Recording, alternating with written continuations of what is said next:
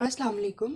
Welcome to my channel married women diaries. जैसे कि आप जानते हैं, प्रेगनेंसी सीरीज का सिलसिला चल रहा है और अब तक हम 28th वीक तक डिस्कस कर चुके हैं। तो आज का टॉपिक है 29th वीक ऑफ प्रेगनेंसी। जैसा कि आप जानते हैं, मैं सबसे पहले आपकी फीलिंग्स के बारे में बताती हूँ, फिर size of belly, size of fetus, changes in fetus, ultrasound, what should do, what to eat. पहला पॉइंट है फीलिंग्स, महसूसात, हम उसको डिस्कस करते हैं। तो 29th वीक ऑफ प्रेगनेंसी में आप क्या फील करेंगी? पहला पॉइंट है पुशिंग स्टमक, मैदे को धकेलना। यूट्रस का साइज चूंकि ग्रो कर चुका है और आपको हार्ट बर्न यानी सीने में जलन या बदहजमी, इंडाइजेशन भी फेस करनी पड़ सकती है और आपको ये लगेगा कि जिस तरह से आपको अपना मैदा दबा दबा या एक साइड को धकेला धकेला सा महसूस हो रहा है। सेकंड पॉइंट है कॉन्स्टिपेशन, क्योंकि प्रोजेस्टेरॉन हार्मोन रिलीज हो रहा है और ये रिलैक्स कर देता है सब मसल्स को, जिसकी वजह से आपकी डाइजेशन भी स्लो हो गई है और कॉन्स्टिपेशन हो गई है। अगर ज्यादा कॉन्स्टिपेशन हो तो ब्लीडिंग भी हो सकती है। ये सब हार्मोनल ही होता है और बाज दफा मोके या मस्से भी बन सकते हैं, जिसको हेमोराइड्स कहते हैं रेक्टम के अंदर। इसलिए आपको फाइबर्स लेने हैं और पानी का बहुत ज्यादा इस्तेमाल करना है। थर्ड पॉइंट है फ्रीक्वेंट यूरिनेशन, बार बार पेशाब की हाजत, क्योंकि आपकी यूट्रस का साइज बढ़ गया है और आपके मसाने के ऊपर भी प्रेशर पड़ता है, तो आपको बार बार पेशाब की हाजत महसूस होती है। फोर्थ पॉइंट है ट्रबल स्लीपिंग, क्योंकि आपकी बॉडी रिलैक्स नहीं हो पा रही होती, आपको आवाजारी सी महसूस होती है या आपको रेस्टलेस लेग सिंड्रोम होता है, आपकी टांगों में दर्द होता रहता है, इसकी वजह से आपको सोने में दिक्कत होती है। फिफ्थ पॉइंट है माइग्रेन, आधे सर का दर्द। ये जरूरी है कि आप अपना मैदा बिल्कुल भी खाली ना रखें और कुछ न कुछ खाती रहें और पानी का भी इस्तेमाल करें और अपनी नींद भी पूरी करें। सिक्स पॉइंट है हेमोरॉइड्स यानी बवासीर के मस्से। जब रेक्टम के ऊपर प्रेशर पड़ता है या कब्ज हुई होती है तो रेक्टम के अंदर जो नसें हैं वो फूल जाती हैं और वहां पे ब्लड का प्रेशर ज्यादा हो जाता है, जिसकी वजह से वहां पे मस्से बन जाते हैं और आपको तकलीफ होती है। सेवन पॉइंट है इची बेली, क्योंकि आपकी यूट्रस ग्रो कर रही है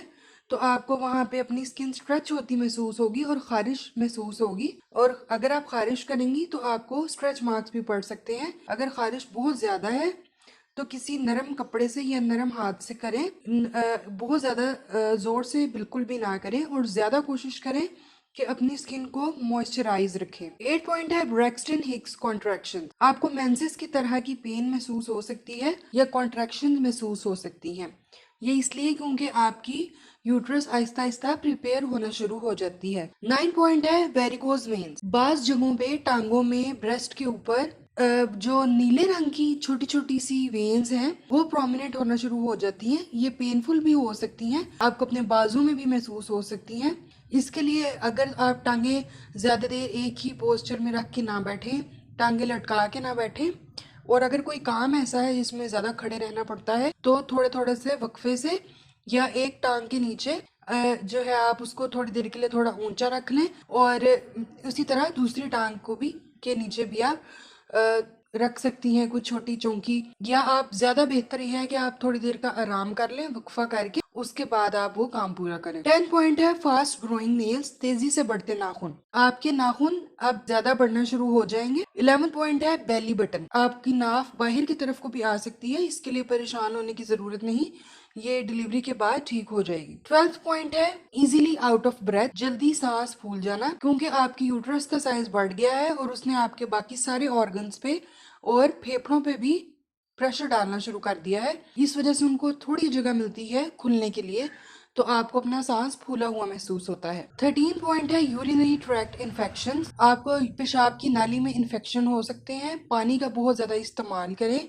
चाय कॉफी वगैरह से परहेज करें, ये ज्यादा ना लें, और इसके अलावा ठंडी चीजों का इस्तेमाल करें। सफाई का खास तौर पे ख्याल रखें, इसके लिए जरूरी है कि रफा हाजत करते हुए आप आगे से पीछे की तरफ करें, ताकि अगर आपने पखाना किया हुआ है तो उसके जर्म्स आपको पेशाब की नाली में जाके वहां पे इन्फेक्शन ना करें। अगर आप टिश्यू से वाइप करती हैं या ड्राई करती हैं तो भी आगे से पीछे की तरफ करें, आपका हाथ पीछे से आगे की तरफ नहीं आना चाहिए। 14 पॉइंट है प्रेगनेंसी ब्रेन, आप कुछ बातें भूल सकती हैं, कुछ जरूरी बातें भूल सकती हैं या कोई चीज रख के भूल सकती हैं।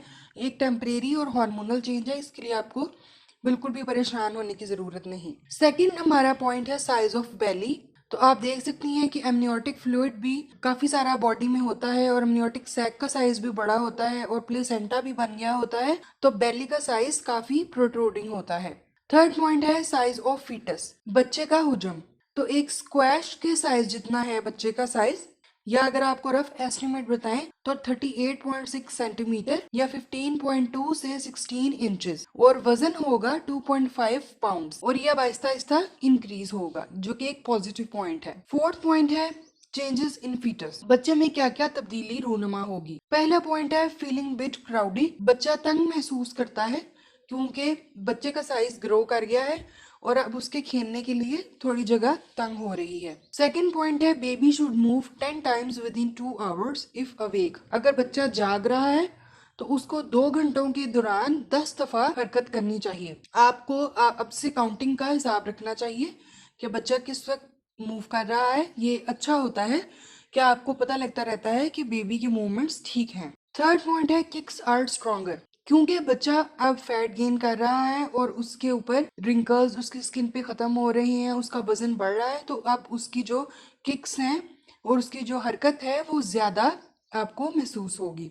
भरपूर तरीके से वो टांगे बाजू मारेगा और आपको पंचेस और किक्स महसूस होंगी अपने बॉडी के डिफरेंट एरियाज में।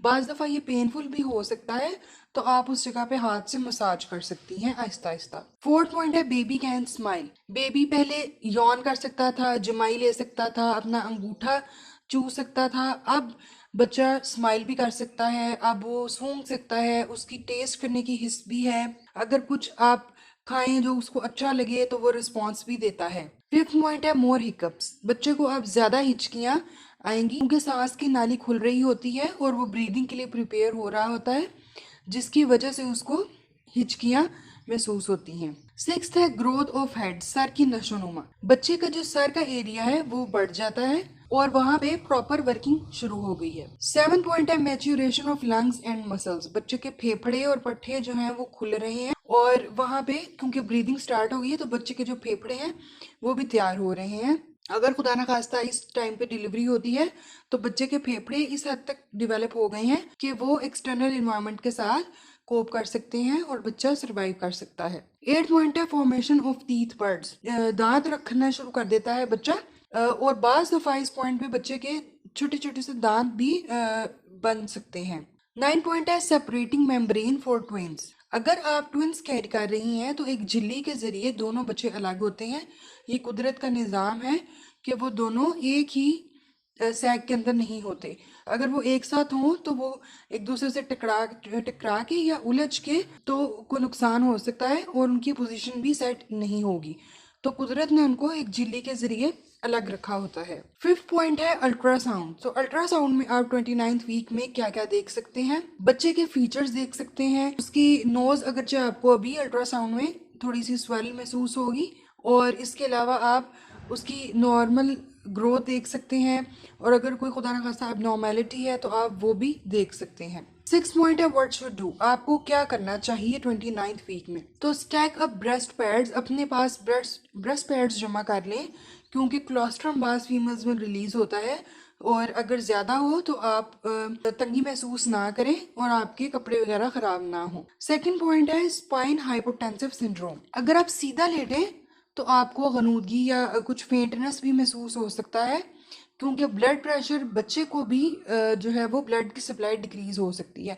अगर ब्लड कम होगा बच्चे की तरफ को तो आपको तो ये बच्चे के लिए भी ठीक नहीं है और आपको भी चक्कर वगैरह आ सकते हैं, इसलिए आपने सीधा नहीं लेटना। अगर लेटे भी तो 2 मिनट से ज्यादा ना लेटे, कोशिश करें कि ज्यादा आप अपनी बाईं करवट लेटें, इस तरह से आपका स्टमक भी नहीं दबेगा और आपको सुकून महसूस होगा। 7 पॉइंट है व्हाट टू ईट, आपको क्या खाना चाहिए। पहला पॉइंट है इंक्रीज न्यूट्रिएंट्स डिमांड, आपकी जो खुराक की इस वक्त जरूरत है वो 250 मिलीग्राम ज्यादा है आपकी अपनी नॉर्मल खुराक से ज्यादा आपको अब लेनी है। सेकंड पॉइंट है 250 मिलीग्राम कैल्शियम पर डे, आपने 250 मिलीग्राम कैल्शियम रोजाना लेनी है क्योंकि बच्चे की ग्रोथ हो रही है, वो टांगे बाजू चलाता है, उसको कैल्शियम की बहुत जरूरत है और आपकी भी हड्डियां कमजोर ना हो। आपको मैं बताती चलूं कि अगर इस वक्त आप सिंगल कैरी कर रही हैं बेबी तो आपका वेट गेन 19 से 25 पाउंड होना चाहिए और अगर आप ट्विंस कैरी कर रही हैं तो 23 से 38 पाउंड्स तक होना चाहिए। बहुत तेजी से वजन बढ़ना भी ठीक नहीं और अगर कम है तो वो भी ठीक नहीं। उम्मीद करती हूँ कि मेरी वीडियोस आपको अच्छी लग रही होंगी। अगर आपको मेरी वीडियो से फायदा पहुंचता है तो अपनी फैमिली में कोई फीमेल्स ऐसी हैं जिनको गाइडेंस की ज़रूरत है या जो पहली बार माँ बन रही हैं, उनके साथ हमारे चैनल को लाजमी शेयर करें, सब्सक्राइब करें और अगर कोई क्वेश्चन पूछना चाहती हैं तो आप कमेंट सेक्शन में पूछ सकती हैं।